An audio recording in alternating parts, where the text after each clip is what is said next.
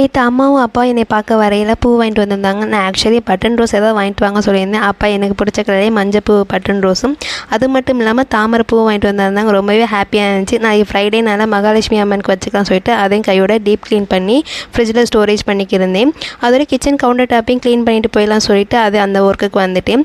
உப்பு செடி கழுவி 1 மாதத்துக்கு மேலேயாச்சு. இன்றைக்கி வந்து கழுவி ரீஃபில் பண்ணி வச்சிடலாம் சொல்லிட்டு கையோட அதையும் கழுவிட்டு பழைய உப்பு வந்து மேலாப்பில் போடணும். இப்போ புது உப்பு ரீஃபில் பண்ண அடியில் போட்டு அதுக்கப்புறம் பழைய உப்பு போட்டு வைங்க.